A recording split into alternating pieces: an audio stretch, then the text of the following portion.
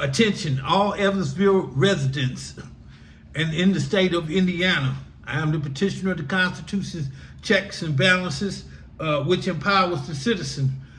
This is filed in the federal court, a legitimate and lawful purpose to remove officials, law enforcement, breaching oath of office, which requires termination of tenure of office. And as you will see right here, once again, you see this is sent to Mayor Terry to remove the chief of police, the sheriff Noah Robinson, and also state police Douglas G. Carter.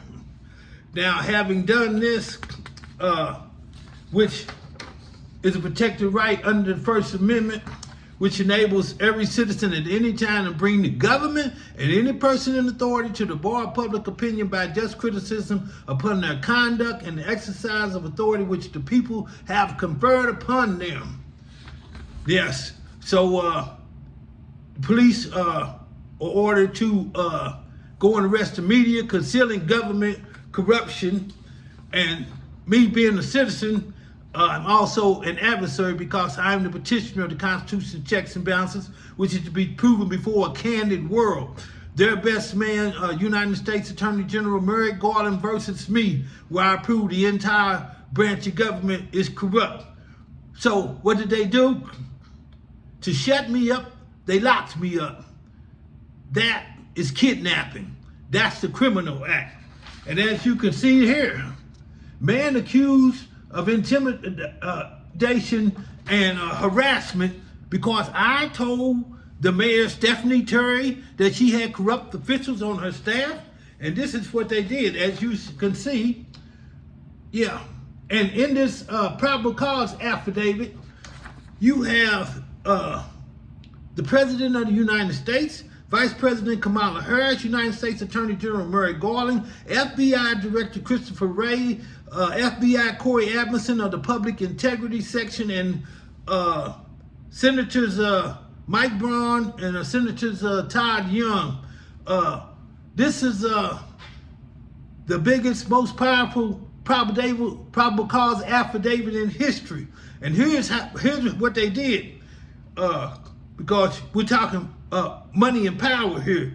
And it says he mentioned corruption in government, as I showed you, and several local public officials as being corrupt. Now I'm telling you that the corrupt officials, but you bringing charges on me for intimidation and harassment. That's what the citizens are supposed to do. And it says breach oath of office requires termination. As I told you, that is the law. But here's what they did. Turned that into a lie, saying that the statement of terminating the public officials. I didn't come to terminate nobody. It says termination of office. You took, all of them took oath of office. You breached that oath, you terminated. They turned that into a lie, made that a criminal act, as I was going to terminate the officials. So now, as for their duty, and this right here, and you can see this, states that this oath is meant to provide a checks and balances. What I said again, remember that checks and balances in our system of government. Founding fathers knew there would be people who would attempt to usurp the Constitution. The checks and balances is a mandatory by law and official order mandate that government be checked. And rather than they be checked, what they did to shut me up, they locked me up.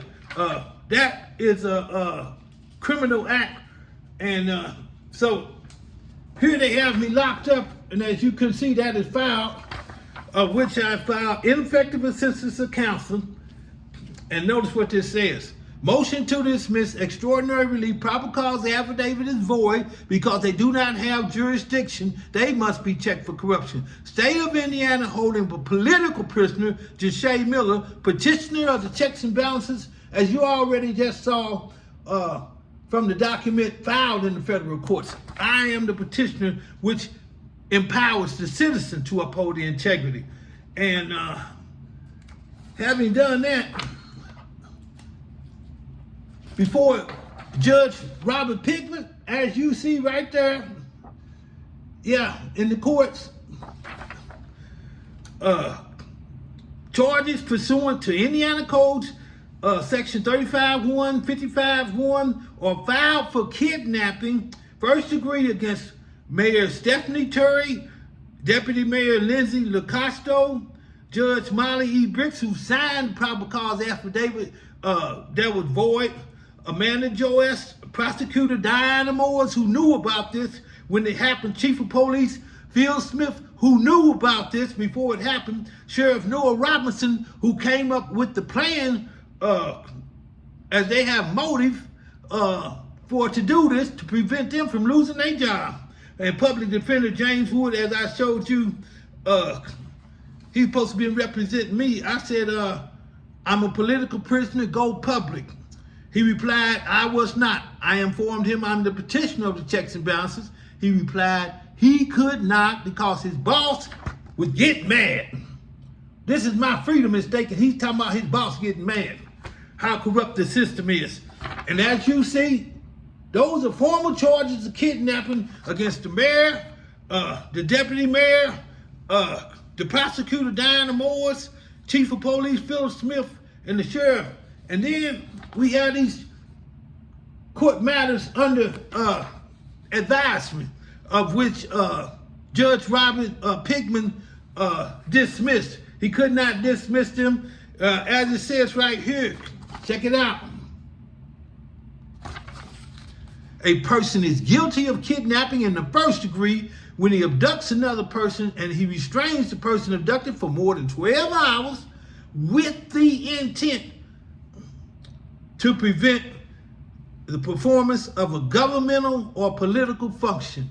The Constitution checks and balances are mandatory by law. This is what they did to prevent this, and they have not told the public. And that is act of bad faith against the judge, Robert Pigman, and there's money on the table. As you see this right here, on those charges, that's $125 million. So you have money and power. And those are the motives for corruption. And having done this, as I said, act of bad faith, immediate release, Indiana dispersed $125 million for the kidnapping of what they did. Having done that, I sent this to the Indiana Commission on Judicial Qualifications, complaint against the judge, and that is Robert Pigman. Now, having done that, the commission received this. As you see, they dated May 21st, 2024. That was a couple of months ago. They dragging their feet, they trying to cover this up. This is government corruption. The complaint will be added to the commission's agenda. If I'm added to the agenda, bring this on, because this is serious. We're talking a criminal charge of kidnapping. And there, once again, you see a notarized document for contents requires Judge Robert Pigman release me immediately, as I am released now. But remember, there's money on the floor, $125 million on the floor, of which the Indiana Treasurer is to get that to me for the kidnapping charges of which they did. As I said, to shut me up, they locked me up, they kidnapped me. These are criminal charges, and these charges, as I said, are against Mayor Stephanie Terry, Deputy Mayor LaCosto, as you see it, Prosecutor Diana Moers, and they have not been removed from office. Open and shut case. No one is above the law. They must be indicted. Stop playing and get that indictment and that $125 million, which is now $155 million, because that's $1 million for every day that you have not paid me. Thank you. Hey, citizens of the Evansville, Indiana, be on this, because they're all corrupt and they've been caught. And charges are bringing against them, and they're not bringing charges. But they sure did arrest me within 2 hours after they issued a false warrant. That's false, fake.